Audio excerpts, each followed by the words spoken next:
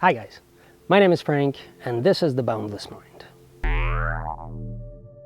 Today, let's talk about emotions.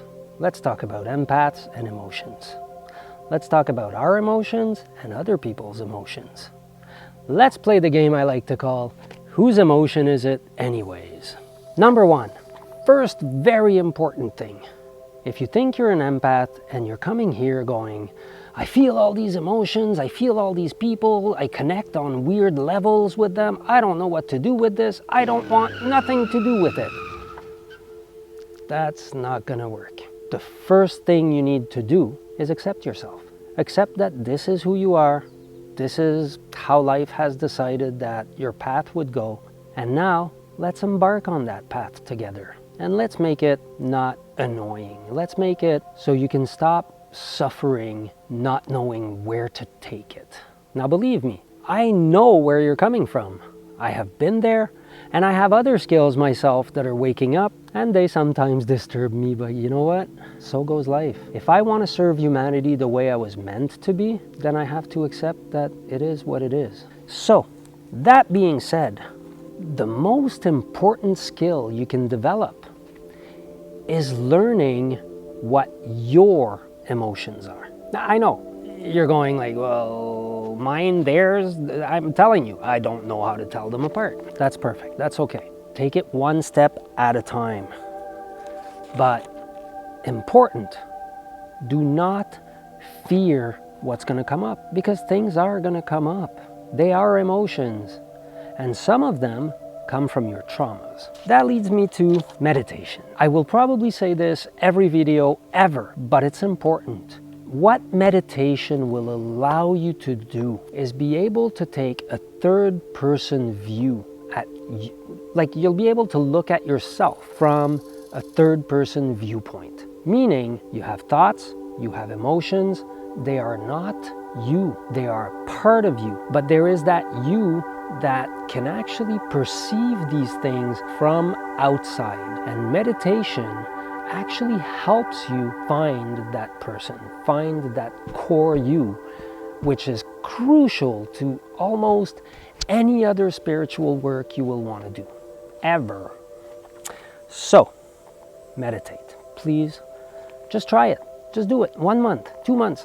Just do it a certain amount of time so you can say, I've tried it, it's crap. I don't think you will, but give it that much at least. Now, telling your emotions. How will you know? What are your emotions? Where are they? What are they coming from? Stop often during the day and ask, how am I feeling right now? People forget to do that. Right now, I'm feeling at peace. I'm happy because I'm talking to you. And believe it or not, it actually makes me happy every time I come here and talk to you. So, in my case, right now, I'm feeling very content. It's not always going to be like that. Sometimes what comes up is fears. Sometimes what comes up is anger. Sometimes what comes up is deception. Sometimes you're going to have the whole range of emotions. But it's important to acknowledge those. It's important to listen to them. But more important than anything else ever, do not judge them. Don't say, hey, I don't like that one, or I shouldn't have this emotion, or oh my God, this is ego, I must destroy the ego. Guys, stop it. No judgment. You listen. For now, you listen. Now, your traumas. Very important to know what your traumas are, what they're related to. I, myself, have had many different types of abuse in my life. I've had a lot of experiences that each have their own particular flavor. And in my everyday life, I will meet situations where this will come back up. As empaths, a lot of us, the reason we always go for the underdog is because we've been the underdog. Nobody helped us. We want to be there for others. And as much as that is commendable, we have to be careful because sometimes it brings up our own traumas.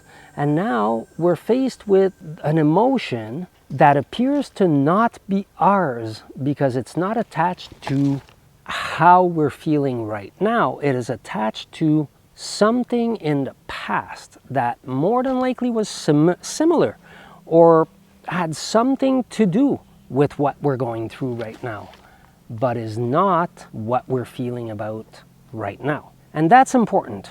You need to make the difference between your regular emotions, every day, this is how I feel now, and be able to establish when a trauma comes up, because they come up rapidly. Anytime you have an emotion that comes up rapidly, that happens. You're walking down the road, you enter a store, you go somewhere, you mention something, like a topic comes up, and boom, there's an emotion. It's intense. You may feel like crying, you may feel like running, you have a reaction to it. Well, odds are, I'd say more than at least half the time, something from your life just came up. And it's important to listen and to say, what just came up? Why did it come up? What does this situation resemble that I've had to go through before? And from that, you've now taken one part of the whole mess that is within you of emotions, of energies, and you've taken one part out. You've managed to identify the bits and pieces that make up that big ball of emotion. And so knowing your traumas, knowing what you've gone through in life that may come back up at times is a very important thing. The other thing that can happen when all of a sudden, again, you get this crazy emotion that happens all of a sudden, it could be somebody else's emotions. It could be a group's emotions. It could be, for some, animals' emotions. But here's the thing. If you're constantly taking your pulse, I'll call it, your emotional pulse, and today I'm having a good day. Like, let's say right now, we just covered, I'm doing great, I'm having an amazing time because I love coming here and talk to you guys. I feel as though this is my purpose, and because of it, I feel like a fish in water when I come do these. What if all of a sudden I got sad? All of a sudden I was like, oh my God, what is happening? Because I know that I was doing good today, one of two things is happening. Some trauma just came back up, or I'm feeling someone else's emotions. And both happen. And it's important to be able to tell them apart. It's important.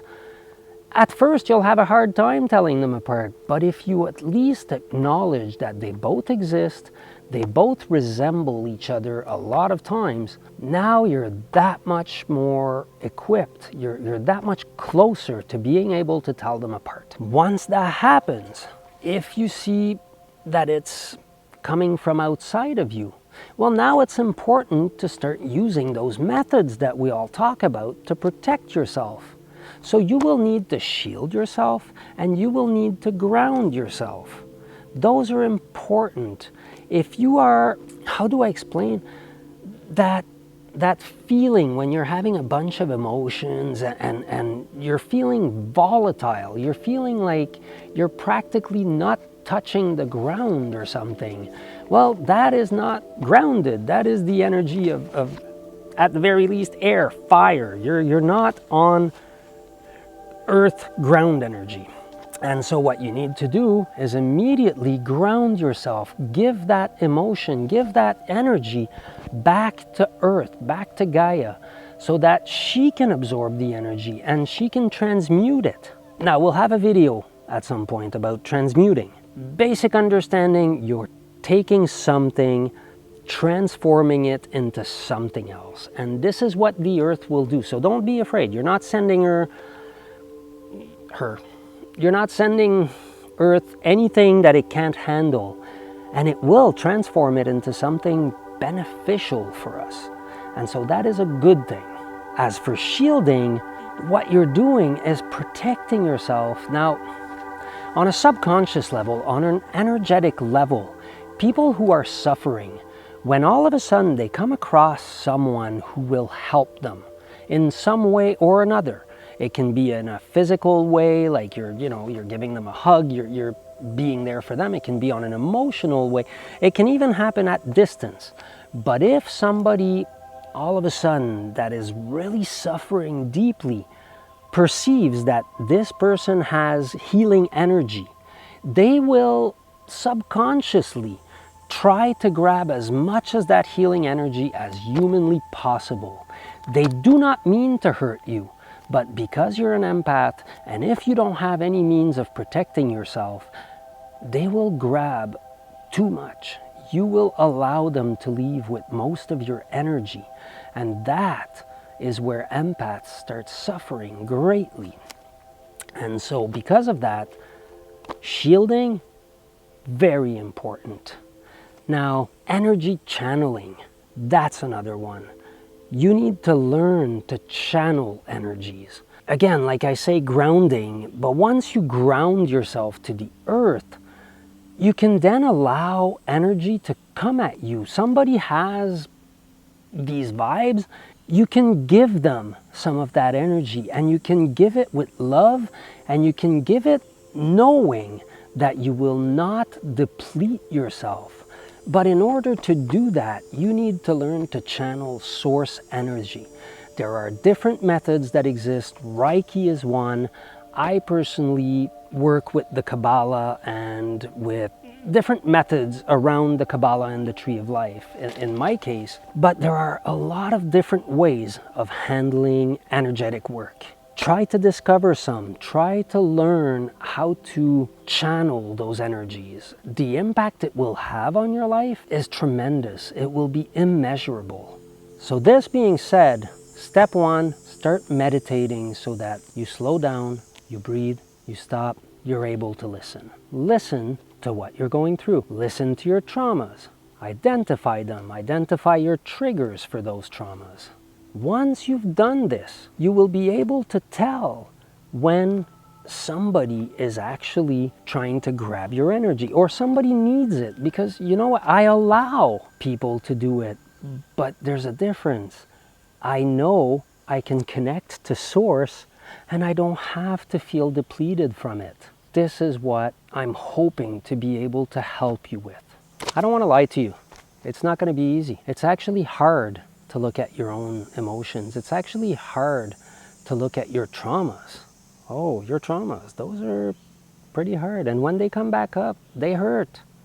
Of course they hurt. They were traumas. But if you ever want to use your gift in the most powerful way you could ever imagine, then you owe it to yourself and you owe it to the world to become a powerful empath who can actually channel energies in a beneficial way. Beneficial for you, beneficial for others.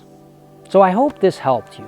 I hope this may have given you a clue, given you a road to travel in order to start evaluating what is happening inside you and know where to go with it.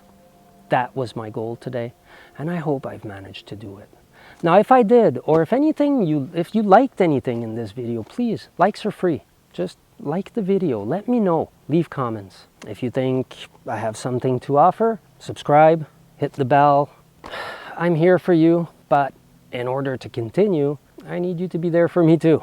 All right? In the meantime, I will wish you the most fantastic, beautiful day ever. I send you wonderful love and healing energy, and I wish you everything good in your life. Namaste.